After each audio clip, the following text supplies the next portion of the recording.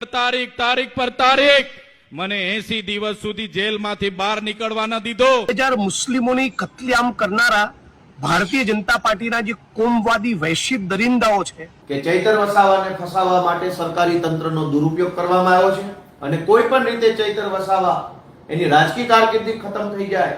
તારીખ પર તારીખ મને 80 દિવસ સુધી જેલમાંથી બહાર નીકળવા ન દીધો।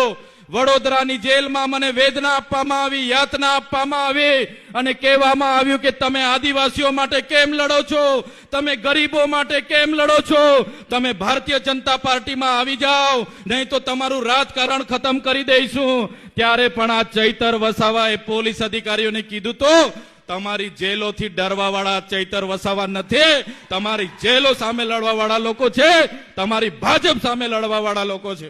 2002 ના કોમી રમખાણોમાં 2,500 મુસ્લિમોની કત્લેઆમ કરનારા ભારતીય જનતા પાર્ટીના જે કોમવાદી વૈશ્વિક દરિંદાઓ છે એમની સામે નહીં, નકલી એન્કાઉન્ટર કરી બેગુનાહોના ખૂન રેડનારા ફરજી એન્કાઉન્ટર કરનારાઓની સામે નહીં, દેશને હિન્દુ મુસલમાનના નામે વિભાજિત કરી તલવારોને ત્રિશુલો વેચનારાઓની સામે નહીં, કરોડો અરબોના સ્કેમ કરનારા લોકોની સામે નહીં, રિયલ એસ્ટેટ, લેન્ડ અને માઇનિંગના માફિયાઓની સામે નહીં, અતિ કરપ્ટ અને ભ્રષ્ટ ગુજરાત અને દેશના આઈએસ આઈપીએસ અધિકારીઓ, એમપી, એમએલએ અને મંત્રીઓની સામે નહીં, ચૈતર વસાવાની સામે અચાનક ગુનો સાબિત થઈ ગયો અને 7 વર્ષની સજા કરવામાં આવી। ગજબ કહેવાય નહીં? આખું ગુજરાત અને દેશ ભારતીય જનતા પાર્ટીના કાળા કામ અને ધંધાને જોઈ રહ્યું છે।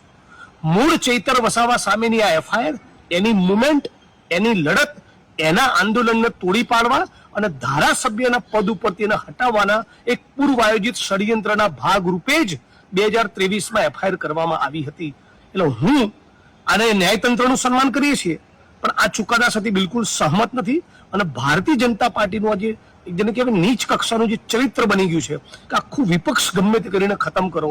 મને પણ આસામની જેલમાં નાખ્યો હતો, મહિલા પોલીસના બાજુમાં બેસાડી એની જોડે છેડતીની મારી પર એફઆઈઆર કરાઈ, વિપક્ષના અનેક નેતાઓને ટાર્ગેટ કરવા આ જે લોકશાહી અને બંધારણની જે હત્યા થઈ રહી છે ગુજરાતમાં અને દેશમાં નરેન્દ્ર મોદીના શાસનમાં, ભાજપના શાસનમાં, એને સમગ્ર ગુજરાત અને દેશે ઓળખવાની જરૂર છે। સાથી ચૈતર વસાવાને 7 વર્ષની સજા થવી એ લોકતંત્રની હત્યા છે। તમને સજા થઈ તો શું કહેશો? આજે સેશન કોર્ટ દ્વારા એક કેસમાં અમને 7 વર્ષની સજા ફરવામાં આવેલી છે। નામદાર કોર્ટની જે પણ સુનાવણી છે એમનો આદર કરીએ છીએ અને આગળ વકીલોની સલાહ લઈને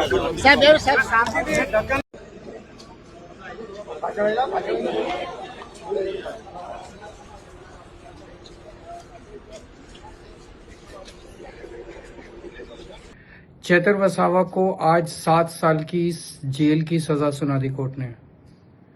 चैतर वसावा गुजरात के आदिवासी समाज के बहुत बड़े नेता हैं, बहुत लोकप्रिय हैं, बहुत पॉपुलर हैं।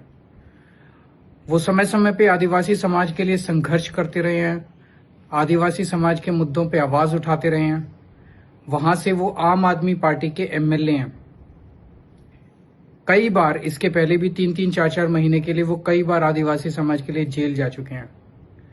ईडी पार्टी जो आदिवासी समाज के लिए पैसा आता है उस पैसे को आदिवासियों पे खर्च करने के लिए वो सारा पैसा चोरी कर लेते हैं।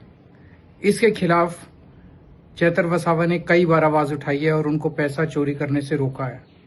आदिवासियों के जमीन छीन ली जाती है, उसके खिलाफ उन्होंने आवाज उठाई है। काफी मनरेगा में काफी चोरी होती है पैसे की, उसके खिलाफ उन्होंने आवाज उठाई है। आदिवासियों के लिए बहुत उन्होंने संघर्ष किया है। जब ईडी पार्टी उनका कुछ नहीं बिगाड़ पाई और उनकी लोकप्रियता को कुछ नहीं कर पाई तो आज उन्होंने ईडी पार्टी ने पिछले कुछ महीनों में षड्यंत्र रच के और इनके ऊपर झूठा केस करके इनको 7 साल की जेल की सजा सुना दी। ईडी पार्टी को पता था वो इस इलाके से जब तक चैतर वसावा हैं वो ईडी पार्टी का एमएलए नहीं जिता सकते वहां से, तो उन्होंने ये षड्यंत्र रचा कि उनको 7 साल की सजा सुना दो और इस तरह से वो उनको चैतर वसावा को यहाँ से एमएलए से हटाना चाहती है। लेकिन मैं आज ईडी पार्टी को बताना चाहता हूँ कि गुजरात के लोगों में इसको लेके इतना ज्यादा रोष है कि जनता इसका जवाब देगी। मैं आपको एक उदाहरण देना चाहता हूं। अभी कुछ महीने पहले गुजरात में पंचायतों के चुनाव हुए। नर्मदा पंचायत, पूरा जिला पंचायत आम आदमी पार्टी जीती है, भारी बहुमत से जीती है।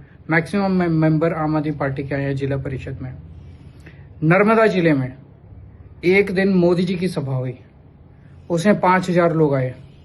बगल में थोड़ी दूर पे चैतर वसावा की सभा हुई, उसमें 25,000 लोग आए। मोदी जी की सभा में सारा प्रशासन लगा, बसें लगाई गई और उसके बावजूद 5000 लोग आए। चैतर वसावा की सभा में कोई बसें नहीं, कोई प्रशासन नहीं, उसके बावजूद लोग खुद चल चल के 25,000 लोग आए। इससे आप चैतर वसावा की लोकप्रियता का अंदाजा लगा सकते हैं। उसी दिन मुझे लग गया था कि ये चैतर वसावा को छोड़ने वाले नहीं है। लेकिन मैं ईडी पार्टी को चेतावनी देना चाहता हूं कि लोकतंत्र के अंदर इस तरह से गुंडागर्दी चलती नहीं है, चलती तो जनता की है। जितना आप उसको कुचलने की कोशिश करोगे चैतर वसावा को, वो उतना बड़ा नेता बन के उभरेगा। आने वाले समय में देखना, तुम्हारे दिन गिने चुने बच गए हैं। आने वाले समय के अंदर किस तरह से गुजरात की जनता ईडी पार्टी को गुजरात से भगाती है। दोस्तों, સૌથી પહેલા તો મારે એક વિનંતી બધાને કરવી છે કે અહીંયા સુરતમાં આપણા ગુજરાત રાજ્યના મુખ્યમંત્રી આવ્યા છે।